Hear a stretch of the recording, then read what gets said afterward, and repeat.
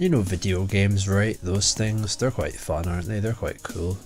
Well, what if I told you that one day when you were randomly on holiday in your birth city, you know, just for a few nights you're visiting, and lo and behold, your childhood museum, the National Museum no less, has a goddamn video game exhibition on. Hundreds of playable games and arcade machines and crazy stuff like that. Don't tell me you wouldn't go, right? That's what I did. It's the, this is the museum. Here's the entrance bit.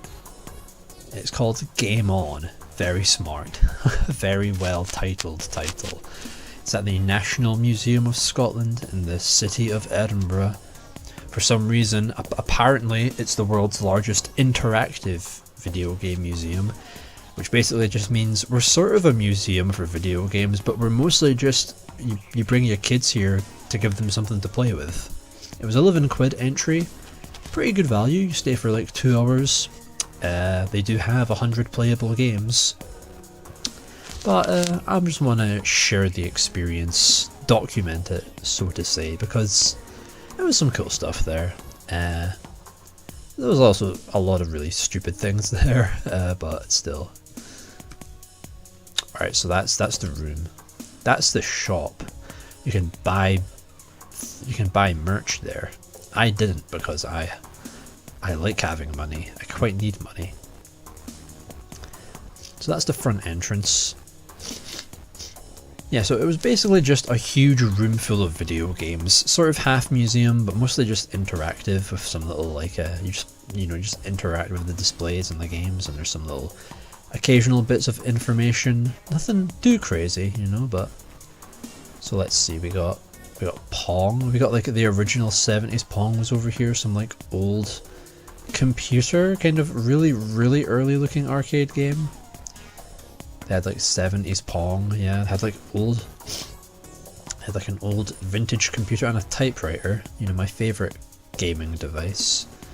That's a very blurry Daytona 2. That's a Virtual Boy that wasn't working. I think they just didn't have power in the batteries. Nothing was coming out here, sadly, because I would have used this boy. I would have absolutely used that thing. So yeah, here's just all the things, the factoids. Oh, they had Puck-Man. Yeah, look, it says Puck-Man before they changed it to Pac-Man. It's pretty funny. I didn't actually know they manufactured any that said Puck-Man, but yeah. The Space Invaders unit that looks like a massive fly, that one's pretty awesome. Fairchild, pretty nice. Pretty nice. Some other old consoles. I'm not sure, is that a Magnavox? It's got the brown box. Very fun. A lot of old computers here, because in Britain we do kind of prefer. There you go, there's a nice shot of the old Pong console there. There's Pong again. There's a dude at Space Invaders. Some cool old drawings from the design of Space Invaders. Some promotional art there. It's Puck-Man. It's beautiful, right? Oh, the NegCon, yeah, for PS1. Kind of designed just for Ridge Racer and racing games, because it only has the 2 triggers. I kind of really want one, because this thing feels really nice to turn it. That whole turning thing in the middle is really sensitive. It's really precise feeling, very cool. But with only 2 triggers, it's pretty much only useful for old racing games on PS1, but it's still very cool. They had like the Net Yorose PS1, they had this dude, the other weird, one of the other weird wheel controllers. It was Ridge Racer. They had a Tetris setup on the Super Game Boy with this weird Super Game Boy controller that I didn't know was a thing. Kind of cool. It had buttons for like changing the color of the screen and, you know, all the Super Game Boy settings. So they had a PC Engine hooked up to the CD. That's actually, I think, my first time seeing one of these in person, which was really cool. I've always sort of wanted a PC Engine. Playing Warzone, you know, nothing crazy. I would have liked it if they had a CD game running. The controller didn't actually seem to work when I first was looking at it. It was working later though. Same with the Amiga here, actually. They had Lemmings going. This mouse just did not work straight up. It's a nice feeling mouse, and I have one of these at the The Amiga Mini comes with a mouse kind of like that, so pretty nice chunky plasticky old mouse, you know. They had like a Dreamcast set up here. No Saturn. They only had one Saturn set. I'll get to that later. They had a Magnavox 2, or the Philips G7000 we call it. A bunch of other like old, I was playing on the G7000. It's cool, right? That altered 2600. They had a Virtua Fighter. Oh hell yeah, I've actually played Virtua Fighter in other places as well. Somewhere, the only arcade I know in existence used to have Virtua Fighter, and now it doesn't. And I'm almost tempted to say it just got taken up by this exhibit. Pretty good fun. You'd come over though and it'd be set in 2-player mode because someone else was using it with someone. So I didn't really want to just sit around for like 2 minutes for the games to time out. So that was kind of a shame, you know. That Famicom, you know, that's Contra set up, you know. Nice to see the Famicom controller there. Spectrum. Spectrum is like one of our big PCs here in Britain, you know. Funky controller. More consoles. See, a lot of the stuff, this was running like Halo 2, I think, or like more. There were so many modern games in this exhibit. I'll get to it in a while. The Commodore, I don't remember what it was running, but nothing too exciting. The displays are nice. Their glass cabinets did look really classy, you know, in such a dark room. There's a nice shot of Daytona too. I only really got one shot of it, and it was hardly for even like a minute because it was so busy. You know, I should have really gone at a different time. And they had a big section for Rockstar games because, you know, Scotland and Rockstar. Shout out to Oni down here. I don't really care about Rockstar. I don't care about the modern stuff. I care about this. This really gets my beans frying. But yeah, I do not really care for Rockstar. They had an MSX. That was cool. And the MSX controller, because, you know, it's a PC. It doesn't really have like an official controller, but it has this cool little Joy Card thing by Hudson Soft. It's got a nice plasticky NES controller feel, a bit more clicky and plasticky than the NES though. I was playing some kind of rough MSX Castlevania. Still pretty cool though, you know. Prince of Persia on Mega Drive was running. They just had like 2 DSs set up here with like Luigi's Mansion, which was kind of weird. There's a lot more modern stuff than I expected. There's a good old Asteroids unit. That was pretty fun. I love these old, really metallic buttons these units can have. Some Dig Dug. Nice, good old simple Dig Dug, you know, can't go wrong. The Azumanga Puzzle Bobble. I loved that. Oh, I wish I could have spent more time with Azumanga Puzzle Bobble. Someone else was wanting a go on it and they took ages though. Galaxian, not bad. I don't think I actually played that one. Missile Command. Missile Command was cool because you played with a huge trackball and these metal controllers, like you're actually using like military equipment. It feels really cool. I love me some Missile Command, hell yeah. The tiny chair for the tiny cabinet, you gotta love that, right? The Azumanga Puzzle Bobble, what an honour. Some of the machines weren't working, like this. I think this is just another Space Invaders unit here. Isn't working, that's fair. Got more Pac-Man. I really did like the Moss the Azumanga Moss machine. Centipede's kind of fun, and this golf game next to it, you played with a trackball. You played Centipede with a trackball as well, actually, which was kind of fun. They had some VR going, very funny next to the Virtual Boy, but I'm not a big VR guy, to be honest. It kind of makes me motion sick. Yeah, they had a lot of PS5 set up. Weirdly, I was expecting a lot more older stuff, which was kind of a shame. I didn't really care about the modern games, to be honest. They had SimCity. They had goddamn SimCity on Super Nintendo set up here. Like, who is going to play SimCity in like a public area? In like a sort of come up for a minute, play a game for a quick minute, you know?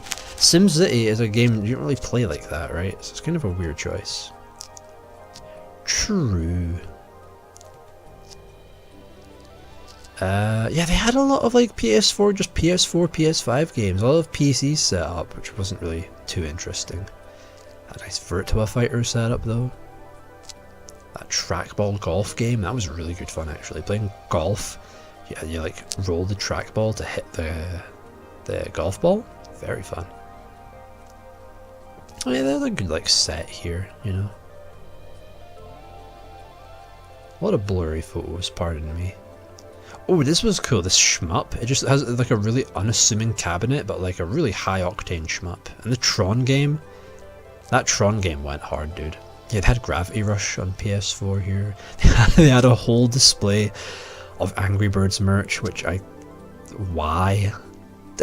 Why is that there? That's dumb.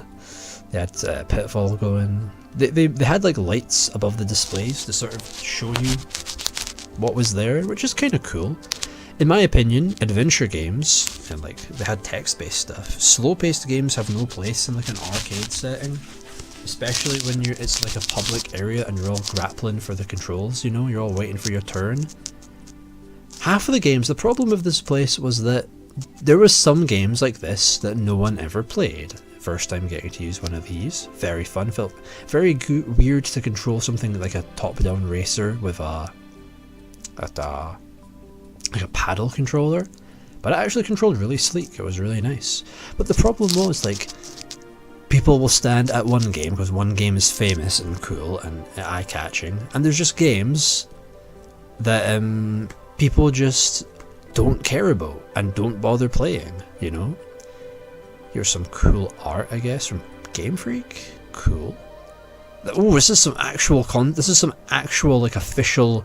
You can see it's a proper illustration of like Sonic's redesign. That was so cool, dude. I flipped when I saw that. I'm pretty sure this is the actual drawing as well. It's awesome. Yeah, courtesy of Sonic Team Stroke Sega. Naoto Oshima. So you're seeing the man himself. This was the classic to Adventure Sonic. That was awesome seeing that, the actual sketch, dude. That was really cool. And they just had Sonic 1 on Mega Collection going for some reason. Of all things to put on GameCube, you didn't put this on Mega Drive? Like, I don't get that. Why didn't you have this running on Mega Drive if you wanted to show off Sonic, you know? And again, Tomb Raider, no one cared, no one was going to play Tomb Raider. A few people were coming by to it, but it was always free. You had some cool Lara Croft merch there, nice. You have some modern game. This was cool, this was like accessible controllers. Very fun. Look at these, these are crazy. For like people who can't actually use like a regular game controller. These things are really cool. I tried giving it a go and I was like, I have no idea what I meant to do really. Because I couldn't work out what was used to control like movement and stuff. But these are so cool, man. Imagine playing rhythm games on this boyo. That'd be awesome. Yeah, like, there was just games that people weren't interested. Like, why is Final Fantasy VII here? I get the historical value, but this is not the place to play Final Fantasy VII. You know, it's like it's an interactive museum venue. It's like that makes no sense here because it's something you sit down and play for a long time. It's not just like an arcadey pick up and have a quick go kind of thing. And a lot of these games as well were like indie games, like modern indie, which is fair. A lot of them were locally made, as in, you know, made in Scotland, so I get why you'd show them off, but I'll be honest, I don't think anyone would come to see something like that. These were always free, these were all the modern indie stuff, and hardly anyone was ever here. You know, the way they set it up is really badly balanced, I think, because no one's going to play those things. You just had Splatoon on Wii U, so I guess if you've never held a Wii U gamepad, there you go. They had like some multiplayer. The multiplayer setup was kind of fun. They had Smash Bros going here, GameCube. They had some FPS here. They had 4 screens dedicated to that. They had like 6 Saturn controllers and Bomberman, and no one was playing it. It was tragic. I stood there for like 5 minutes waiting for someone to come over to play Saturn Bomberman with me, but no one did. Yeah, first time actually holding one of these Model 2 controllers, right? A Mark II, I want to say. Or the Mark 1 Saturn controllers. They feel good. They had like modern Street Fighter and 360. A lot of 360 and PS4 stuff. They had Dreamcast here, which was very nice to see Dreamcast. Fighting, you see, this works. In this setting, a fighting game you pick up and play quickly. That's perfect for a setting like this, you know, but... What is it? This is that NES fighting game, right? I forget what it's called. Yeah, like, I don't even know what this game is, bruh. Like, who's gonna sit there and play like some sort of long, slow puzzle platformer in a setting like this, right? Unless it's on some crazy console or a crazy controller. Like these track and field controllers for NES track and field, they felt awesome. They were so spring-loaded, dude. They felt amazing.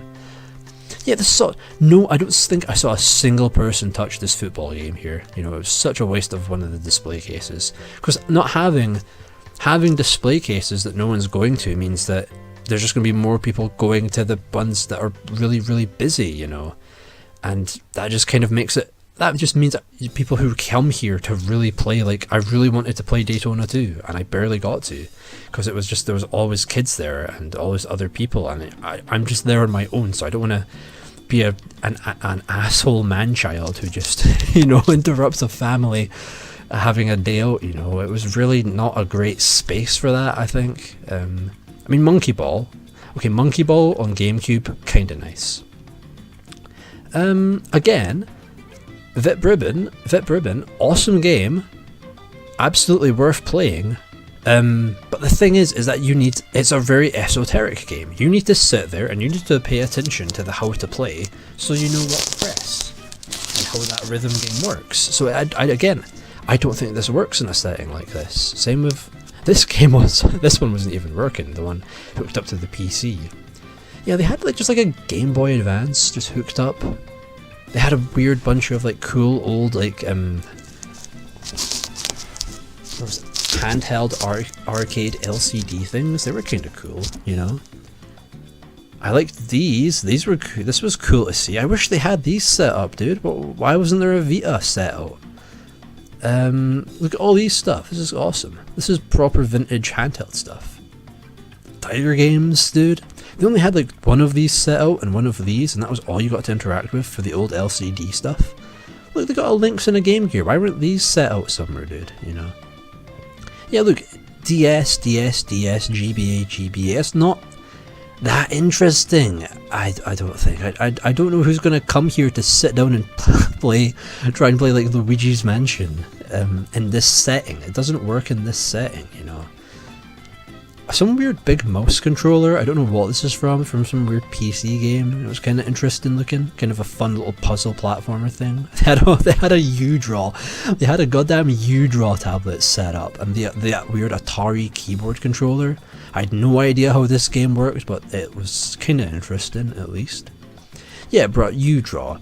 For real, just U-Draw. That thing is worth like nothing, but it's here set up alongside like actual valuable collectibles, like like the PC Engine CD. And of course, they had a section on Minecraft, and Minecraft was playable here as well, because, you know, nothing against Minecraft, but I can play Minecraft at home. See, this was cool. I've never used one of these old sit-down arcade table things. It was running like a Space Invaders. You like sit there. You just have a little dial under the table, and the buttons are like under the table, so it doesn't even look like you're playing a game. It's really comfy. You really just get to relax, and sort of, it looks slightly suspicious, but pretty good, honestly. Yeah, they had like a bloody NES adventure game set up. Now, getting to use the Dogbone controller was unique. That was fun, but this... Why was this here? Was it some Scottish guy who made the game? Cool, I mean, that's great and all, but I don't care about the fact it's Scottish. I care about playing weird, fun, old games, and this is just some like awkward, old point-and-click NES game, and no one played it, because no one wants to play an NES game in like a sort of interactive arcade setting, right? Oh god, they had Beatles Rock Band, of course. They had another Rock Band set up as well, I think. They had Just Dance. You see Just Dance there as well. They had E.T. I respect the E.T. repping, because I quite like E.T. and I like that they had little like museum display buttons to like correspond to the consoles face button things. I respect the E.T. repping, I'm not gonna lie. They had Parappa the Rapper. That was kind of fun. They had Rez as well. I think I'll get to that later. There's the Guitar Hero. They had Dragon's Lair concept art. That's pretty cool, right? They had the Wii version go in. The only version you can probably play, I would assume. Yeah, there was so many setups that were just like random PC, like modern indie PC stuff, and I just don't get why that's here. What's the museum value in that? you know. I just don't get their choice of games here at all, honestly. Only half of them I'd say were worth really playing. They had Doom set up here, but it was on like a modern PC keyboard, which is kind of annoying. You know, I mean, the room looked lovely. It was so dusky and cavernous, and all the little lights on the displays were awesome. Shout out to Rez over there. But yeah, man. It was just kind of like a half done, I'd say, honestly. Why? Why Angry Birds? Why? Yeah, the Daytona 2 is awesome when I did get to play it for a little bit, but it just felt very awkward having to just like sort of stand there, and I had to just sort of force my way in. It was not a comfortable experience being here, honestly. This is not a good venue to go on your own. If I had someone else with me, I'd probably feel a lot better about it, but that's the problem of the way they've arranged the games here, is that there's always games free and always games that are crowded, and you really need to balance that, or people are just going to be left waiting awkwardly, like me. But thank God I had trackball golf. It felt really cool to flick that trackball and see like the dude flick the golf stick. Very cool. The Tron game was awesome. You kind of have like a rotary here for turning the gun angle. You move a guy around and you shoot. That felt really damn good, the Tron game. Very cool graphics. Big fan of this one. Usually it was free as well, so I kind of played that one quite a few times. Oh yeah, this one, there's just a text game here that just didn't work. It always crashed or something. It just was not wanting to work. It's really dumb. I had Tempest 2000. Oh hell yeah, dude. I got my name on that high scoreboard, bro. Again, Ocarina of Time. Why? There was like Ocarina of Time, Mario 64. I think they had Donkey Kong 64 set up as well, and I just don't think they are games. They're like adventure games, right? Platformers. They're slow platformers. I don't think that's a good setup for an area like this. Tempest 2000, perfect. I genuinely think I've spent more time here playing Tempest 2000 than anything else. Just because, one, it's perfect for the setting. Two, it was usually free because people don't care about Atari Jaguar. Sadly, I think it's so cool, but I love that one. I'm very glad that was there. A great comfort to play Tempest 2000. Got my name on that board, yo. It was awesome. Breakout. The Breakout was cool, but the paddles weren't working. They were all twitchy, you know, like total mess. Very unplayable. Someone just named. There was Pokemon just going there. Someone just named the Pokemon Bukashka. Very nice. And shout out to classic chubby Pikachu as well. You're the best. Of course they had a Highland song, you know, that modern indie game. That's cool. I've nothing against it being there. I just don't want to play it there. Oh, the trance vibrator wasn't working, so you just played Res without it. Still very cool. I've never played Res before. I didn't realise how Panzer Dragoon it was, but very good fun. Yeah, there was always a line for Daytona, and it was always like a family, so you really didn't feel like if you're just one person on your own, you really weren't comfortable waiting to like look at that machine, you know. Which is fine, I don't want to interrupt a family. There's the MSX controller, that was pretty cool. Shout out to Missile Command again, my beloved. Love you. Yeah, true. So it's just Chio jump scare. It felt nice. It was a nice build. Nice. Honestly, probably my I would have probably spent more time playing Azumanga Puzzle Bobble. It was great fun. I do love Puzzle Bobble. I do love Azumanga. I would have gladly spent the whole 2 hours playing this, honestly. It was kind of the highlight, I think. But there were people behind me who were waiting. So after 2 minutes, I just kind of gave it up. I didn't want to keep people waiting. But they were there for like 30 minutes, which was kind of rude, honestly, because, you know, no one else got a shot after that, I don't think. Yeah, it'd be like that, though. I don't really mind. I can play most of these games at home, you know. I was really disappointed that they didn't have, like I don't want to be the bragging Andy who wastes all his money on game consoles. Oh, this was the display. This was the display from the like LCD handheld arcade things. Yeah, like that. That was cool. Yeah, I mean, I was hoping like, could we get like maybe like an FM Towns Marty, even like a Pippin, N64 DD. Like there was nothing that crazy here. The rarest, coolest console I think they had was probably the PC Engine CD, and I could very easily get one of those. Anyone could. They're not rare. They're not that crazy hard to come by online. Yeah, like their selection was just so weird, and there was nothing that rare besides the arcade games. In terms of consoles, yeah, this was like the rarest thing they had. It was a real disappointment. I was hoping they might have like a imagine you walk in and there's a bloody FM Towns Marty, dude, and I get to play a Towns Marty. That'd be awesome. Like, there are so many rare, crazy consoles that they could have gotten. I mean, they have a museum budget to work with, dude. They have the National Museum's budget to work with.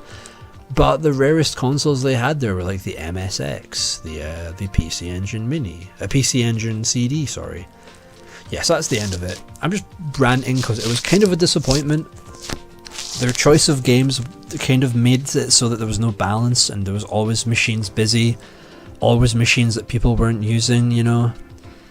Nothing was that rare. I mean, I don't want to brag, but I'm just going to say it. I have rarer consoles, alright? I own a Pippin.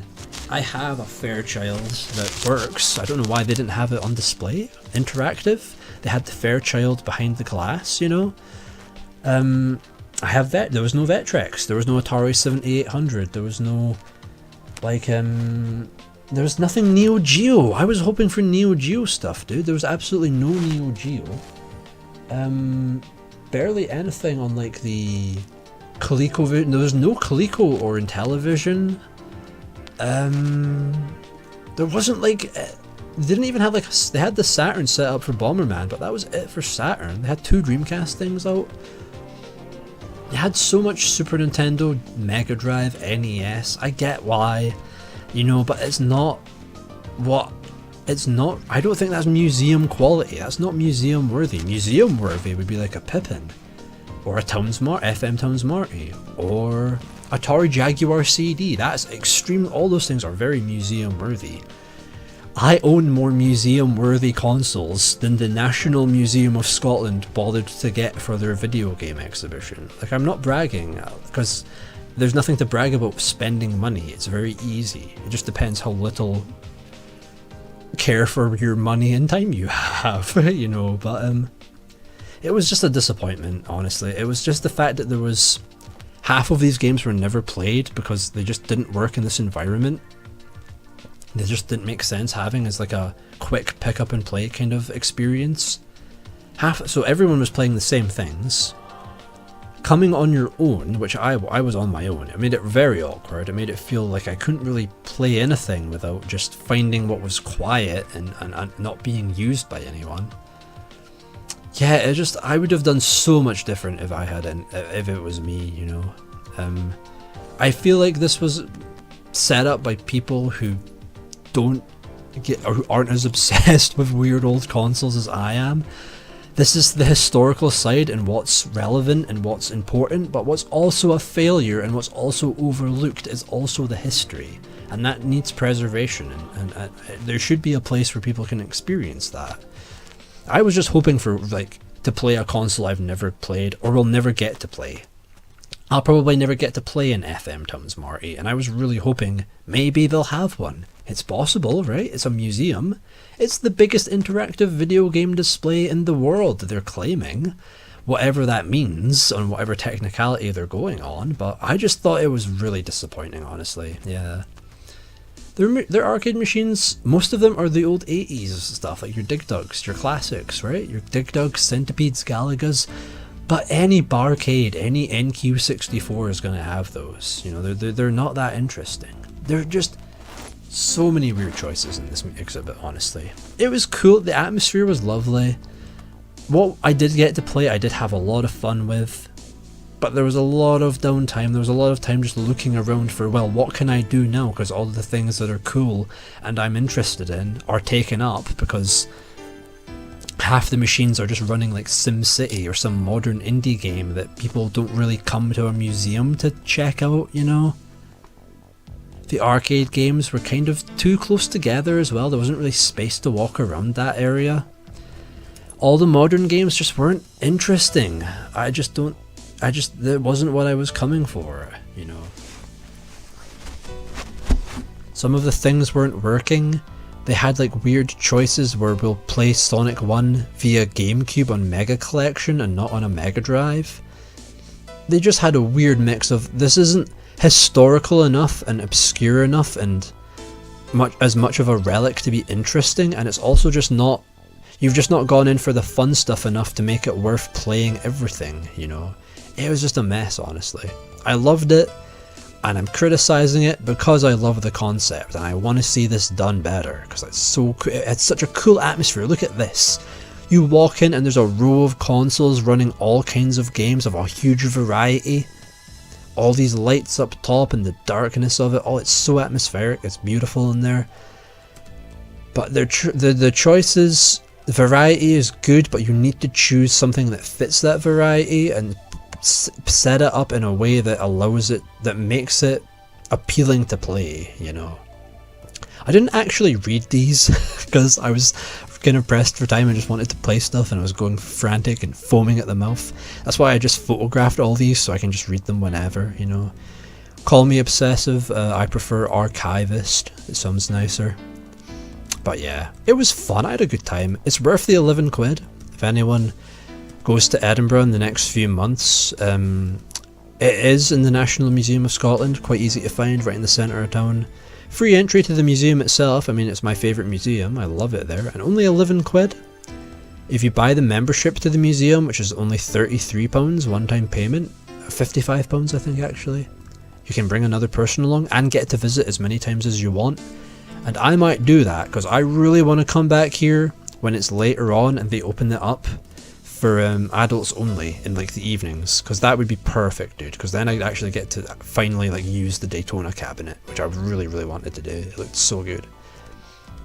Yeah, it was good. I'm glad I went there, I'm glad I supported them, I'm glad they got my money, because I've never actually donated to this museum that I've been going to for years of my life, so that felt good. But yeah, there's just so much I would do differently. But if I came at a different time, I would surely enjoy it more, just because the good games would be free. It's just the fact that they shouldn't have designed it to allow for there to be queues for the quote-unquote good games. I don't mean good games, I mean games that are appealing to play in this situation, in this scenario, in this place, you know.